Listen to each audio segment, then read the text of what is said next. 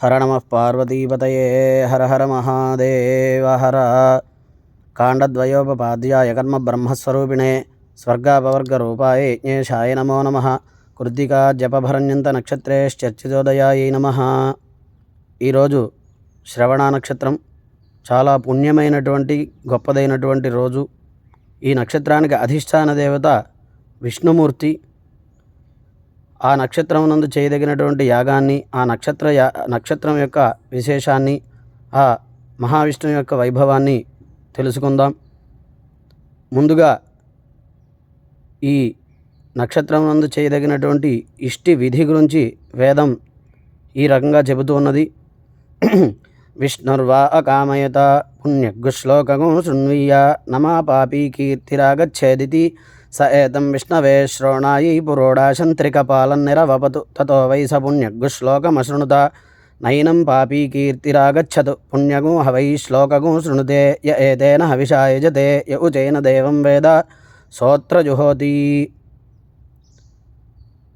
విష్ణుమూర్తి గారి వైభవం ఏమిటి అంటే ఆయన మంచి కీర్తి కలిగిన వారట. ఏమిటి ఆయనకు ఉండేటువంటి కీర్తి అంటే ఆయన లోకాలన్నింటినీ కూడా పాలిస్తూ ఉంటారు, రక్షిస్తూ ఉంటాడు.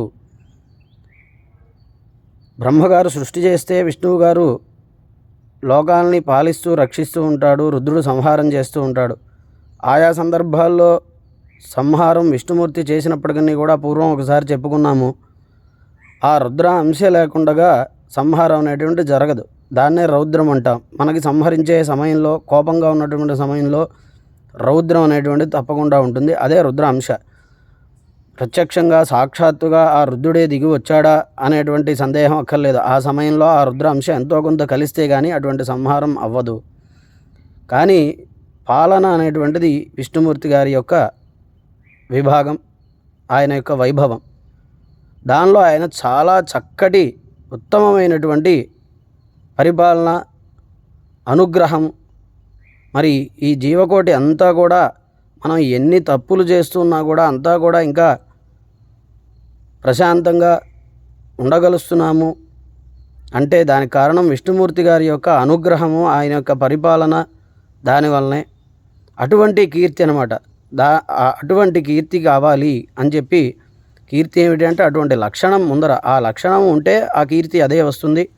అంటే కీర్తిని అనుసరించినటువంటి, కీర్తికి అనుగుణమైనటువంటి మంచి లక్షణం, పుణ్య లక్షణం, పుణ్య గుణములు అట్లాంటివన్నీ కూడా కావాలి అని చెప్పి ఆ విష్ణుమూర్తి గారి లక్షణాలని కోరుకుంటూ, పూర్వకల్పంలో ఉన్నటువంటి ఆ విష్ణుమూర్తి గారి లక్షణాలని కోరుకుంటూ, తర్వాత కల్పంలో ఉండేటువంటి ఒకానొక మహర్షి ఆ యొక్క పదవికి, ఆ కీర్తికి కాంక్షిస్తూ ఈ నక్షత్ర యాగం, శ్రవణ నక్షత్రంలో యాగం చేసినందువలన ఆ మహర్షికి కూడా తర్వాత కల్పంలో ఆ విష్ణు పదవి వచ్చి ఆయన కూడా మంచి పుణ్య గుణములతో, పుణ్య విశేషములతో, మంచి పరిపాలన, తత్పరతతో, అనుగ్రహంతో ప్రజల్ని పరిపాలిస్తూ ఆయన కూడా అట్లాంటి కీర్తిని పొందాడట.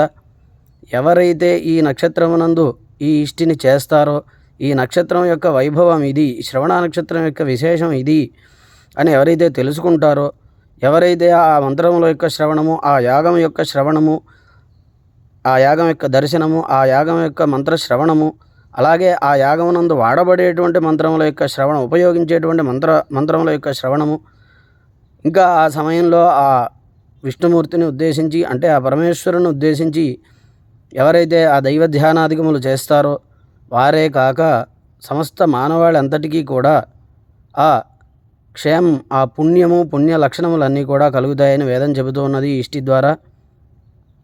ఇక ప్రధానమైనటువంటి హవిస్సు ఇచ్చేటువంటి మంత్రాన్ని ఈ రకంగా వేదం చెబుతూ ఉన్నది. దాని యొక్క అర్థం ఈ రకంగా ఉన్నది. శృణ్వంతి శ్రోణామృతస్య గోపాం పుణ్యామస్య ఉపశృణోమి వాచం మహీం దేవీం విష్ణుపత్నీమజూర్యాం ప్రతీచీమేనాగం హవిషా యజామః త్రయధా విష్ణురుగాయో విచక్రమే మహీం దివం పృథివీమంతరిక్షం తచ్శ్రోణైతి శ్రవైచ్ఛమానా పుణ్యగ్శ్లోకం యజమానాయ కృణ్వతి.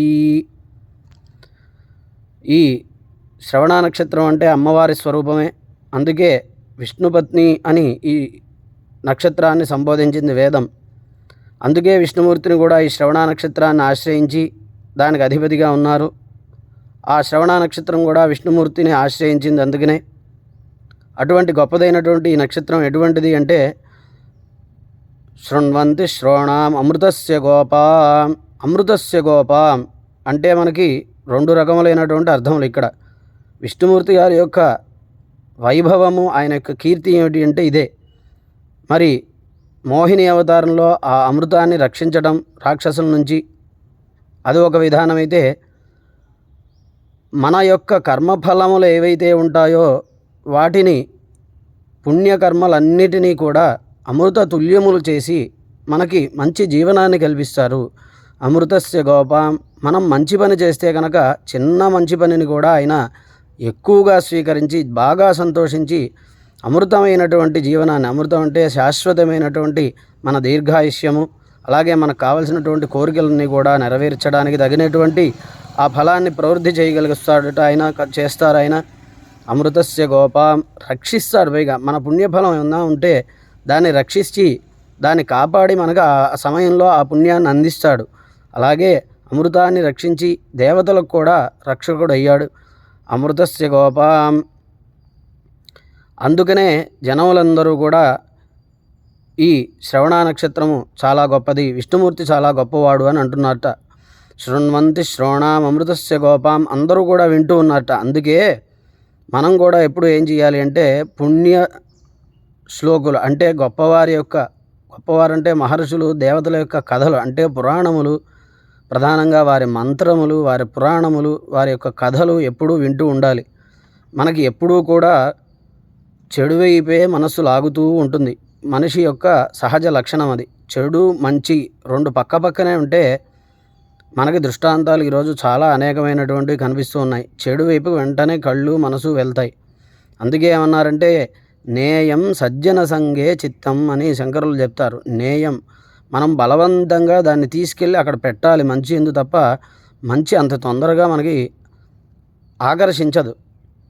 కాబట్టి అట్లా మనకి మంచి లక్షణములు కలగాలి అంటే ఈ విష్ణుమూర్తిని ఆశ్రయించి ఆయన్ని మనం కీర్తన చేసి అటువంటి భగవత్ కథలు మంత్రములు వినడం ద్వారా ఏమిటి అంటే అవి మనలో మనం మననం చేసుకోవడం, మళ్ళీ వినేసి వదిలేయడం కాదు, మననం చేసుకుని వాటిని మనం ఆచరణలో పెడితే ఆ పుణ్య కార్యములు చేయాలనేటువంటి బుద్ధి, తాలూకు పుణ్యము, తద్వారా ఆ కీర్తి అన్నీ కూడా మనకు వస్తాయి. అటువంటి కీర్తి కలిగింది పుణ్యామస్య ఉపశుణామి వాచం.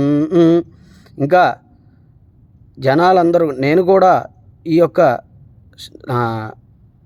శ్రవణ నక్షత్రాన్ని యొక్క విష్ణుమూర్తి యొక్క కీర్తిని వినాలనుకుంటున్నాను ఎప్పటికీ కూడా. పుణ్యామస్య ఉపశుణామి వాచం. ఇంకా ఈ నక్షత్రం ఎటువంటిది అంటే మంచి గుణములు గలది. ఇందాక చెప్పుకున్నాం ఈ నక్షత్రం అంటే లక్ష్మీదేవి అనే శ్రవణ నక్షత్రం మంచి గుణములు గలది. ఆవిడ ఎప్పుడూ కూడా విష్ణుమూర్తిని వదిలిపెట్టి ఉండదు. విష్ణుమూర్తి లక్ష్మీదేవి కలిసే ఉంటారు.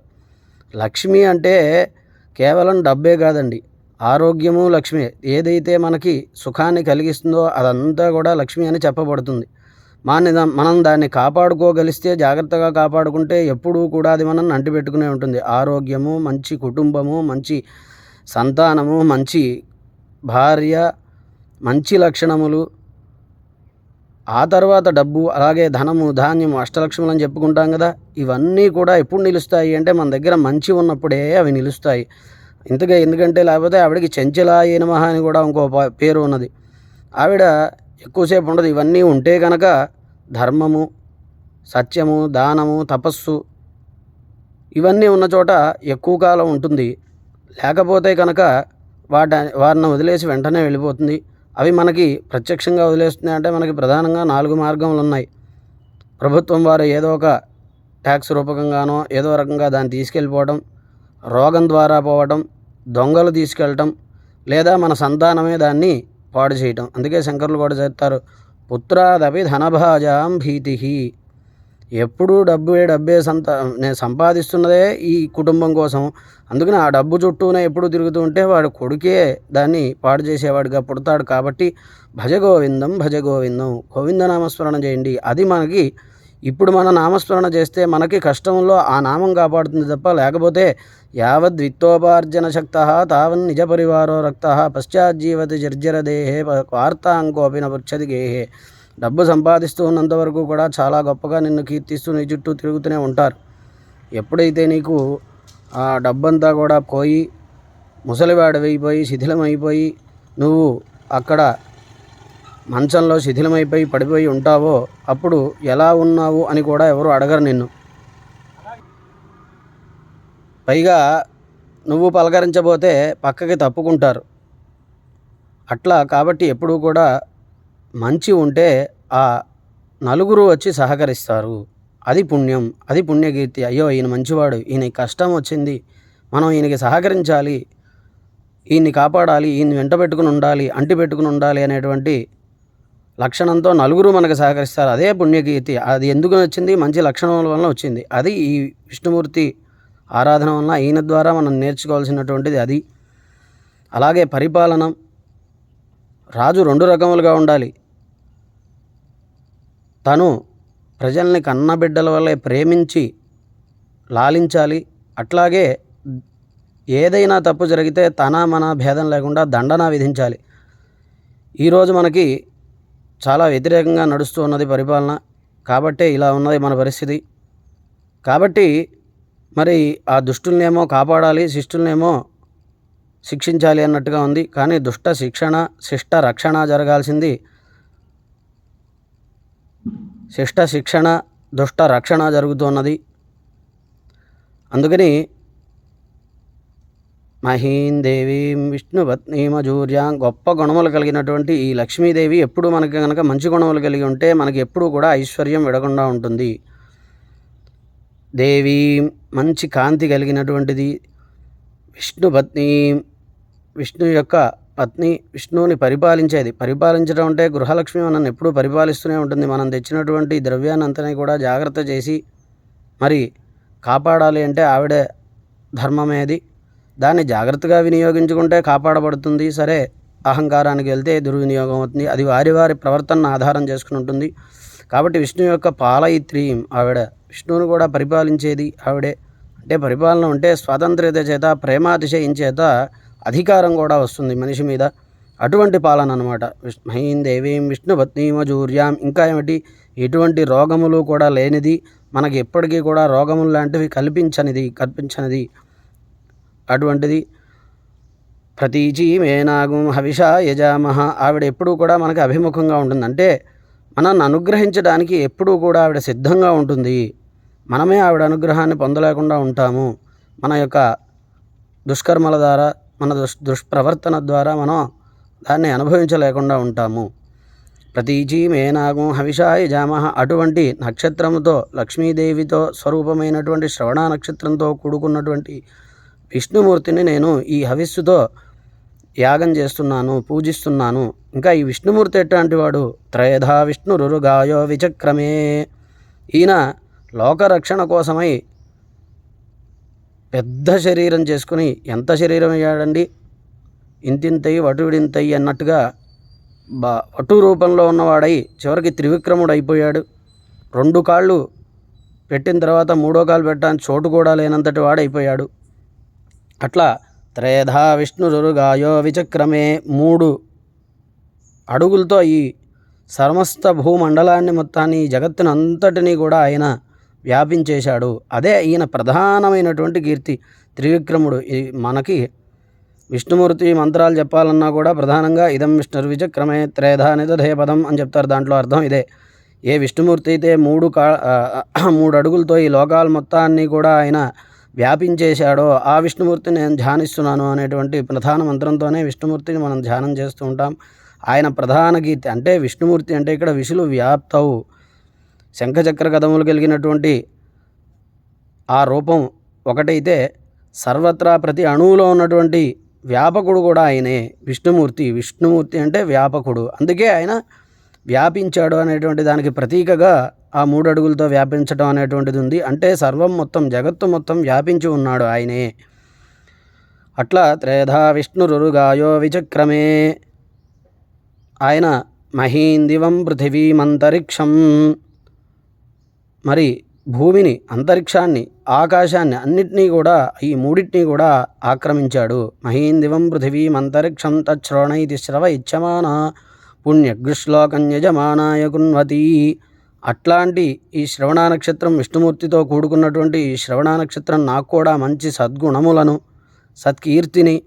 సత్కీర్తి సద్గుణములు ఉన్నప్పుడు మనకి ఎటువంటి సంపదలకి కూడా కొదువ ఉండదు.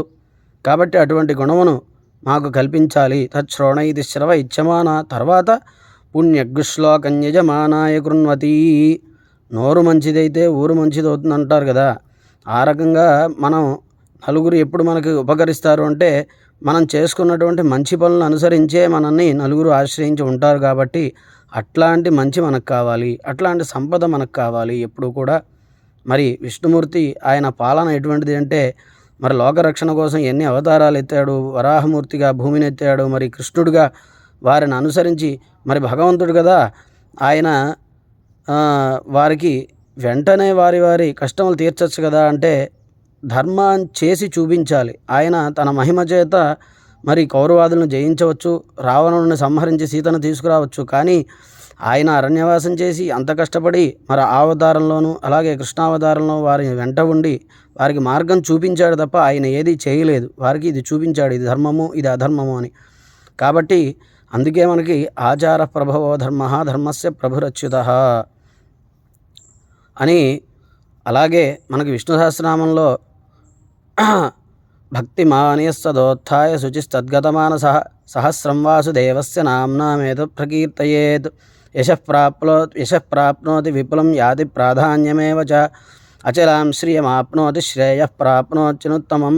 మనం ఎప్పుడూ కూడా భగవంతుని పాదములను ఆశ్రయించి ఎప్పుడూ కూడా ఆయన అంటిపెట్టుకుని ఉండాలి.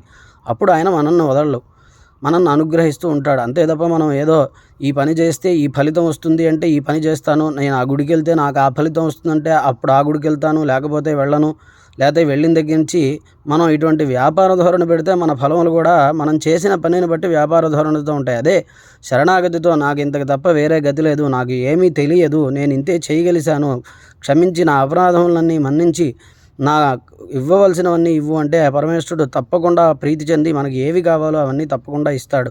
అంతే తప్ప మనం ఆ కోరికలో ఆ పూజల్లో కూడా మనం కొలతలు పెట్టుకుంటే మన ఫలితములు కూడా అలా ఉంటాయి. అందుకనే ఇక్కడ చెప్తున్నారు యశఃప్రాప్నోతి విపులమైనటువంటి కీర్తి వస్తుంది. యాతి ప్రాధాన్యమేవచ. ఆయన ఈ విష్ణు భక్తుడు ఎవరైతే ఉంటాడో ఆయన అందరిలో కూడా ప్రధానుడు అవుతాడు.